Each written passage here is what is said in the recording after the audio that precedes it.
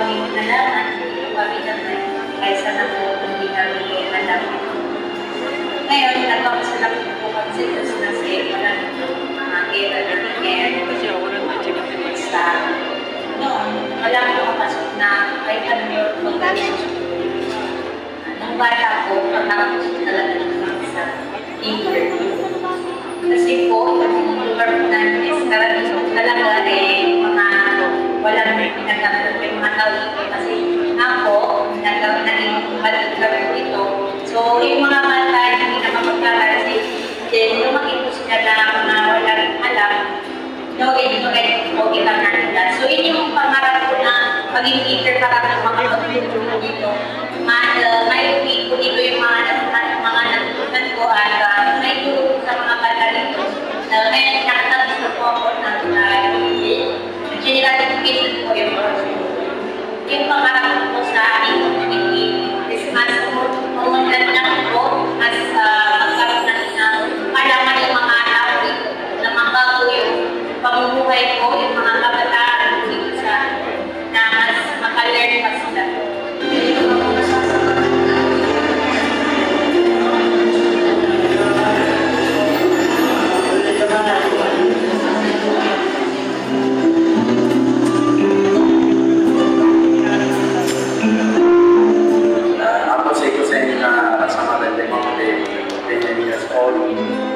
Asal-asal po tayo ng atin hindi man sana i-asiman po mahirap kasi dati victim na kami ng gera ay konti kasi nandiyan yung ilang taon buwan nagbabakulan sa Marawi tapos balik na naman dito ang nahanap namin yung mga analis natin. Kasi noong araw, wala nang makain eh. Kaya nga, yung tatay ko, mayroon siyang bigas na sa buwan. Ito lang isang mga 2 kilo lang siguro. Sabi niya, anak na tatay sa gilingan. Pagdating ko, tinignan ko yung tatay niya. Kung di man doon, hinamat na. Araw ng mga bataan. Mahirap kasi hindi kayo makapunta dito dahil sa ulo. Nagsasacrifice po kami para puntahan dito. Minsan, parang nag-ubis buhay kami para lang maano yung mga nung bata pa kami kaya nakagos lahat po kami mga bago. Hindi kami nakapag-aral. Dahil sa hirap ng buhay dito, malaki pang tinatakuta dahil nung ako kami, hindi kami makakapunta o hindi kami makakapunta sa mga ibang lugar dahil bumuling kami. Kaya sa ngayon, kahit kami pumunta okay kasi wala meron. Kaya papasalamat kami sa gobyerno na nawala na yung kabulan sa lugar. Buti nga nandito ang dumating ang PCTV at saka yung lahat ng tumulong sa amin, yun na luwag-luwagan na ako yung pamamahay. Ang talagang pangarap ko noon na sana mawala yung paguluhan sa lugar na. Kasi kahit anong plano sa buhay, kung nagkakagulo ang bayan mo, hindi mo magagawa ang mga pagbabago tulad yung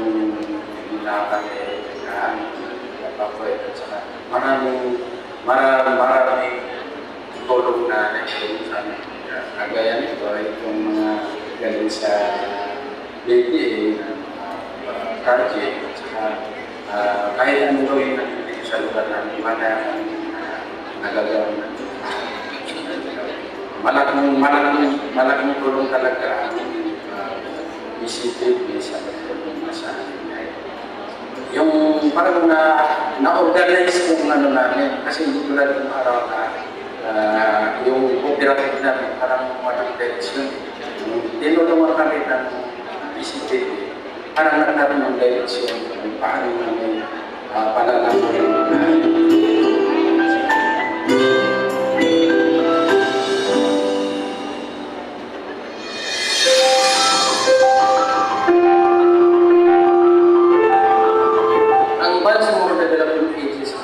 and this Pansamong Campus Project. Pinaka-member namin po sa agency is camp level po rin, camp level implementing agency. So means we, the agency who implement in the camp. Throughout the implementation of the project, one of the major challenges that we face during the implementation is the natural calamity. In terms of the social, we have a very little challenge in terms of bringing, to make this project to understand by the different stakeholders. But due to the continuous effort, we're able to manage those challenges. Paano natin napili yung project, yung community, una-una, kasi ang Pansamong Campus Commission Project, BCPP, is susuporta doon sa usaping transformation ng 6 major camps na Limayan, kung saan itong camps na ito, this 6 camp, mayroon siyang camp transformation plan, at the same time mayroon silang camp investment plan. And under those 6 camp, mayroon 36 priority barangay that yun yung first na any actions or any intervention from the camp transformation, yun dapat ang unahin as gawing model muna para sa mag-expand. Pangalawa, yung priority, based on the need assessment, we prioritize kung sino ang barangay ang pinakamalay. At pangatlo, nung identify na natin yung barangay, nagkaroon naman tayo ng follow-up assessment. Ano naman klaseng intervention from the very beginning po ng project. We maintain yung neutrality at saka yung coordination para sa klaseng intervention.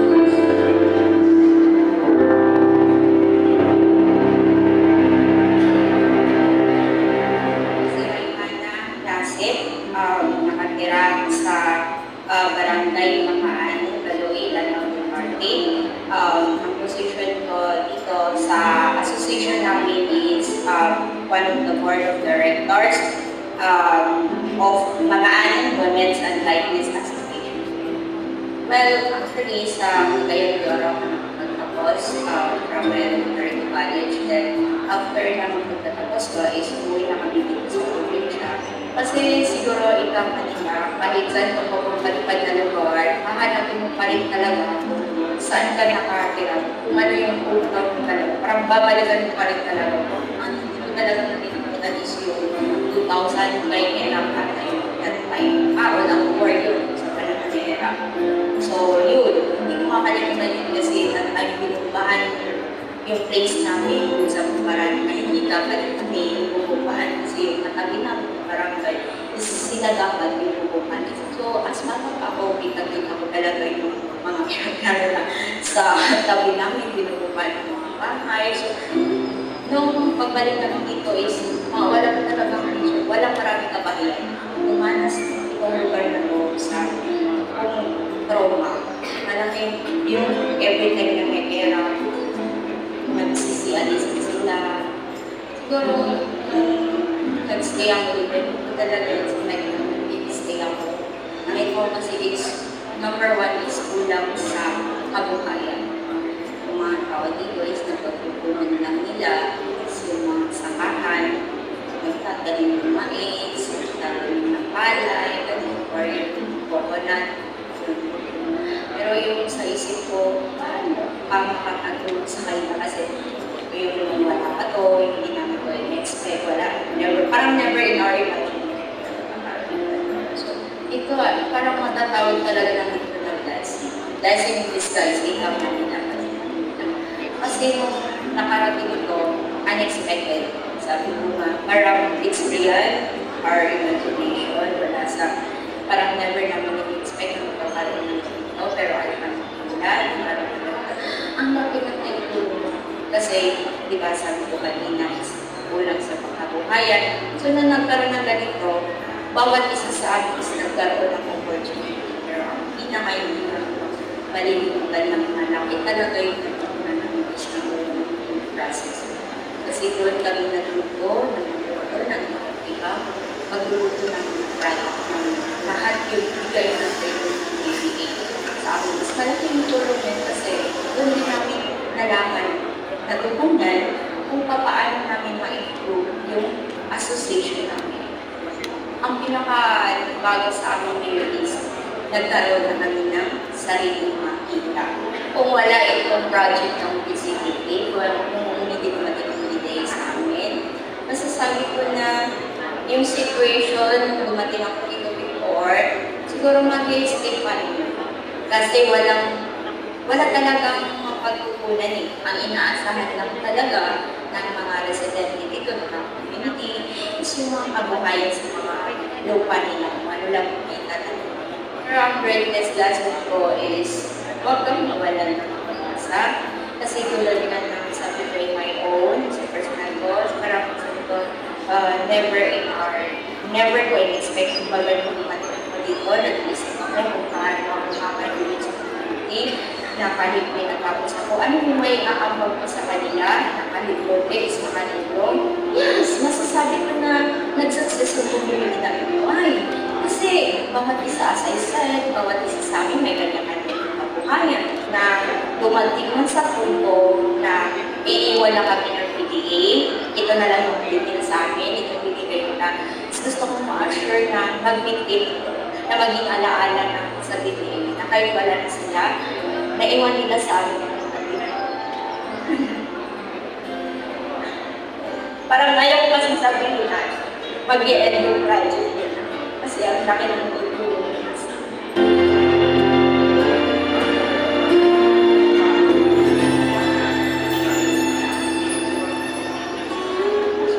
Harapan, bukipat po sa kasalukuyan, kooperatif ng Bubuan Kadigilan, kooperatif, kabarangay Bubuan at Mutawal na Jumdatao. Dito na po ako naman isa, dito na rin po ako pinanganan.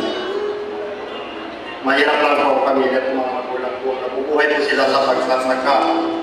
Ang kinabubuhay ng pagsasaka, bihira lang makahawak ng kailan po. Kami naman, kung nag-aaral tayo, halos naman kami baon kung pumapasok kami sa school. Mabibilang lang yung malalagay namin. So kahit pag wala sir, pumapasok kami ng hindi kami kumakain. Wala yung baon. Mahirap sir kasi sa hindi namin alam sa tanghali magkakaroon kami. Kasi talagang mahirap lang talaga kami. Hihirapan kami dito. Magagalang natin.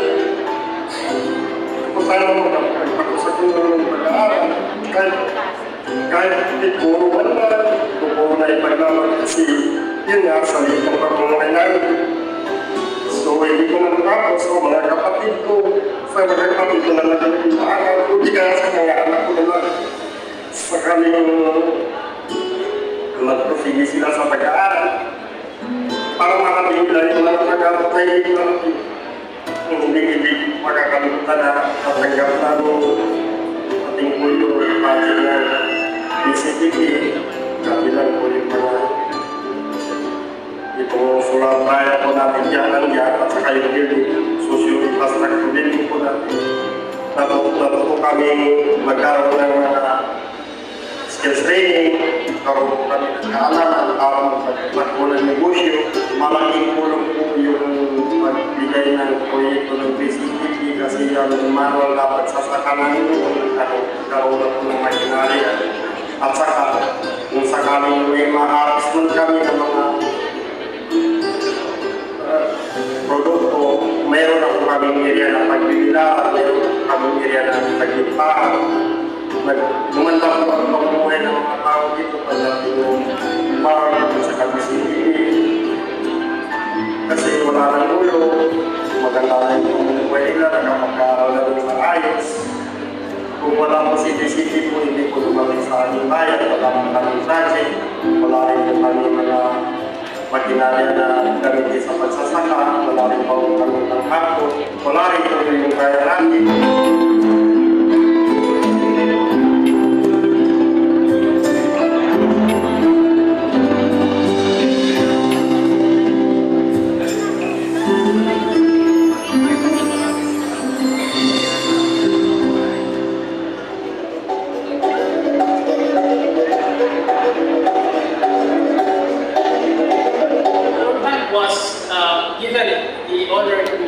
host or manage the Bangsamoro Globalization Trust Fund by the government of the Philippines at the Morris National Liberation Front. Thus, it was given the mandate to provide support to conflict-affected areas in the region, especially within the 6 college camps of the Morris National Liberation Front. And so, one of the support that was extended was, or is this Bangsamoro Camps Transformation Project. Based from the reports and also the validations made by the bank and also its partner, implementing partner, CFSI and BDA, I would say that the BCTP project has been successful in terms of achieving its intended outcomes and also the results and its expected targets of the project. We can see that all the community facilities and also other interventions on socioeconomic interventions provided were provided by the project. We also note the strong support from the local communities, especially the barangays, and also the active participation of the beneficiaries themselves. And so there are already stories that we can validate, acknowledge that indeed the project has provided transformational aspects in terms of household incomes and also social inclusion and empowerment of the local communities. I would say that there are 3 challenges in the BCTP project that we have encountered or faced. Number 1 is the very short timeline of implementation, which was, first it was a year and a half, and then it extended into 2 years, and that also led to some limitations in terms of the social preparation, which is very important. The second one would be in terms of the limited resources that we have. Despite that we've provided so much for the communities that we have served, there are still enough gaps. What's next for BCTP? I think, well, I'm hopeful that the community organizations that we have provided support with will be able to continue operating as well as even expanding their services as well as the different, also cater to other sectors within their respective.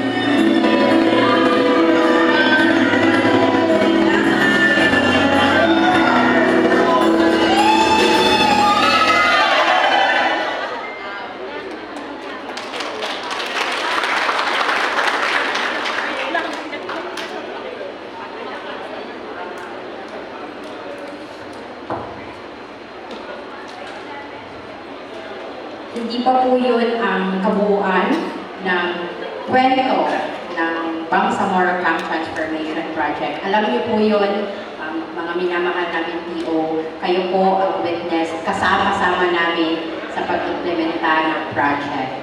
So, medyo emotional yung video, kaya let's take a bit of a break. At nais namin magbigay ng konting cultural presentation as a form of break this afternoon from Cotabato State University. Please help me welcome Sara Mindanao Dance Company.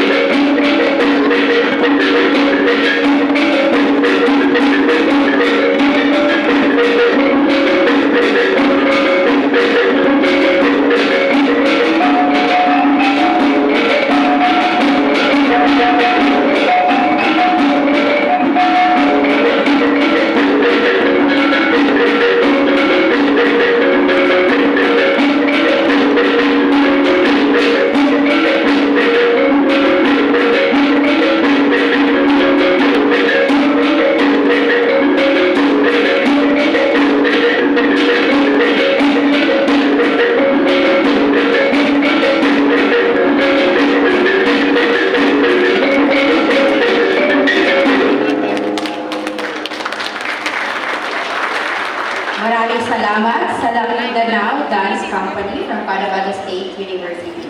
We will be seeing more of them later on as a part of this. They prepared a 3-part story number. Okay. Going back to the video,